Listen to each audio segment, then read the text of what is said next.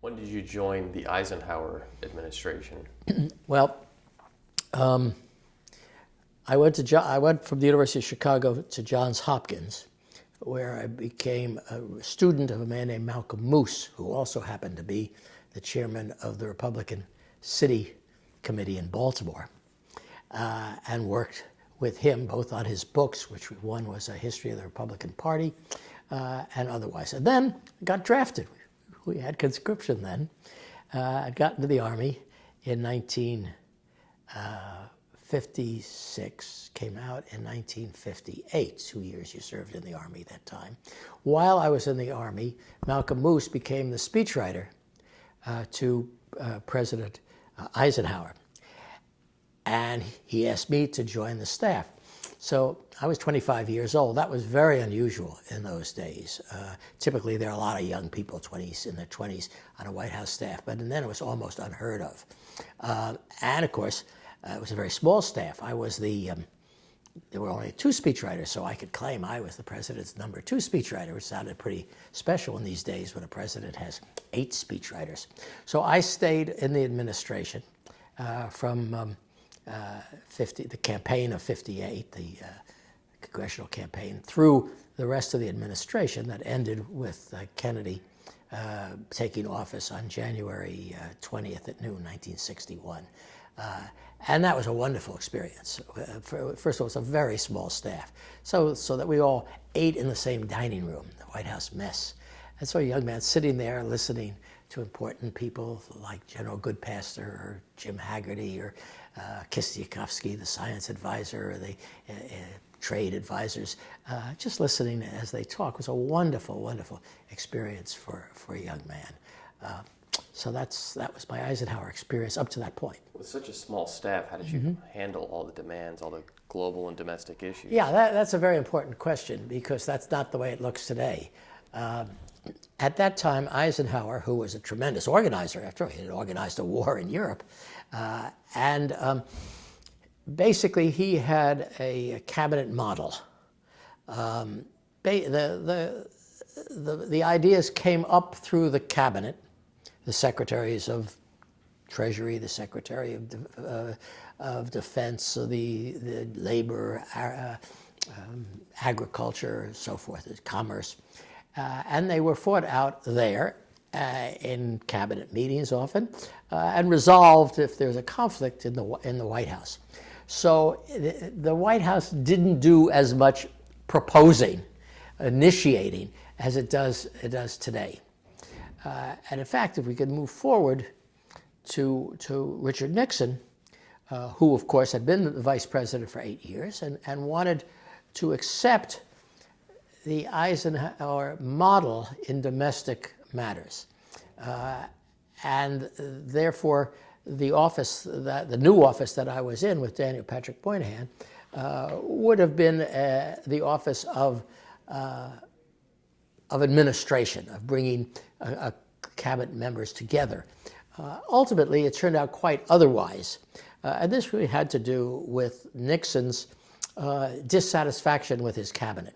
So that over time, the major decisions were investigated and resolved within the White House. And in effect, that has really changed the nature of White House organization to this day. I think in a sense, it was accidental. Nixon didn't mean it to be that way. He certainly expected to do all his work quietly on foreign policy with Henry Kissinger in the White House, and in some ways, his old friend Bill Rogers was there to sort of presumably keep the State Department doing more routine things. But that was a separate track. The domestic track ultimately resolved in a conflict for the mind and the soul and the heart of the president between two Ivy League professors, as a matter of fact, both incredibly intelligent, but one, Moynihan, was a Harvard social scientist, a Democrat, and the other, Arthur Burns, who was a Columbia economist, conservative. And they fought over policy, around a table. And this was as it should be. You could have taken this right out of a university. in fact. And Nixon, who didn't like cabinet, didn't like meetings at all. I mean, he was much happier taking things off in his room and talking one-to-one to Kissinger or to Ehrlichman. Was a good sport. He was always there. He listened, and he was attentive. But I think ultimately the system, as it often does, adjusts to the people and the needs and the habits of the people. And that's what happened in the development of domestic policy in the Nixon administration. In the Eisenhower administration, how were you acquainted with Vice President Nixon at all? That is interesting because the answer is no, I wasn't. Nixon, the vice president, did not have an office in the White House, which vice presidents, at least since Mondale, that is Carter's vice president, have had their own office. When you have your own office, you have your own staff. You are a presence. Nixon was not a presence in that way. In fact, in a very strange way, interesting way, a constitutional way, Eisenhower considered the vice president to be part of the executive branch. And Nixon's office was on Capitol Hill. That doesn't mean, of course, that he wasn't there always for cabinet meetings or for National Security Council meetings. He was, but I was not involved in those meetings. So I saw very little of Nixon around the White House, as today, if I go back for some event, there's the vice president wandering down the hall, and it's hard to miss him. What was Vice President Nixon's role during that period of time?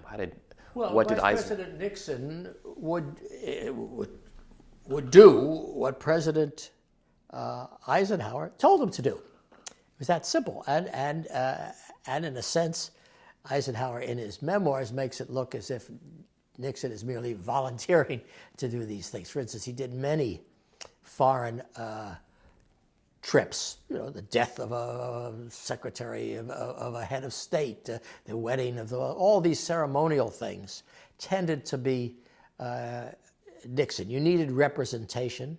President couldn't go to all of these or shouldn't go to all of these, and that would be a role of Nixon. Nixon had another very special role because Nixon came out of politics. He had been a member of the House, he had been a member of the Senate.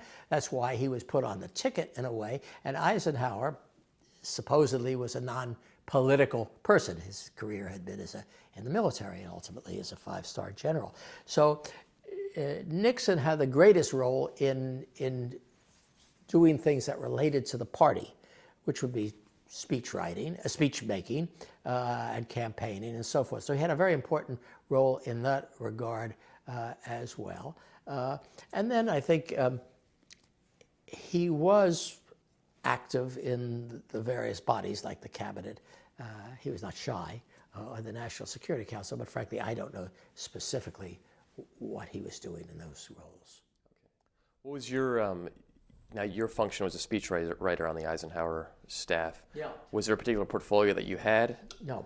This is the way it worked with the two of us. Malcolm Moose, by far the senior, would go in to see the president with ideas that we had put together in many cases, and then in other cases, ideas that the president had.